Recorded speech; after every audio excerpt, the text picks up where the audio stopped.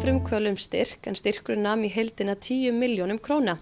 Hugmyndirnar voru verulega frumlegar allt frá harðfiskflögum upp í eflingu kvenna. Já, við ætlum sem sagt að poppa upp harðfiskmarkaðinn aðeins. Íslenskur harðfiskur við þekkjum hann í þessum hefðbundnu flögum, bitum, jafnvel skífum. En það sem við viljum gera er rauninni að útbúa harðfiskflögur sem eru örþunnar og minna á snakk. Við ætlum að fókusera á hollustu millimálsvörumarkað. Að auki erum við líka að gera mjög framandi og skemmtilegar umbúðir sem að þekkjast ekki á markaðnum í dag. Og líka að skoða möguleikann að gera harðfiskinn með mismunandi brögðum fyrir alþjóðlega markaði. Og hvað stigi er þetta hjá okkur núna og hvað er svona framundan? Við erum núna í dag í testsölu og við erum að selja harðfiskinn núna bara í gegnum Facebook síðan okkar, Breki, og þar eru við bara að fá viðbrögð frá markaðnum og bara að fá svona frá fólki hvað það vill og hvernig þeim líst vel á vöruna. Auk þess erum við að auka framleiðslugetuna núna og vinna í því og að hanna umbúðir. Við erum að þróa og hanna rafstöð sem að vinnur rafmagn og lághita jarðvarma frá 70 gráðum upp í 135 gráður. Í dag er fullt á svæðum með lághita jarðvarma sem nýtist ekki í þessar hefðbundnu jarðvarmavirkjanir sem þurfa náttúrulega miklu hærri hita. Þannig að við sjáum fyrir okkur að þessar rafstöðar okkar geti nýst bara mjög vel, bæði á Íslandi og á erlendum mörkuðum til þess að framleiða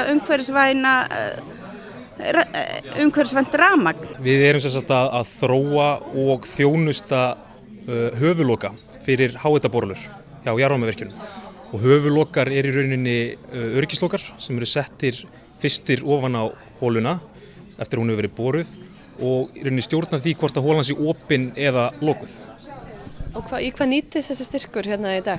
Þetta er náttúrulega töluvert kostnaðarsamt verkefni því að það er mikið efni og mikil vinna sem að fer í smíði á svona jarðhitabúnaði. Þannig að mikill partur fer í efniskostnað og í rauninni vinnu. Þannig að þessi styrkur hann fer í þennan þróunarkostnað sem að þarf að fara í til þess að hægt sé að smíða frumgerð. Styrkurinn er mjög mikilvægur vegna þess að við erum búin að vera að vinna í stjórninni og með fagráði að móta framtíðarsýn félagsins.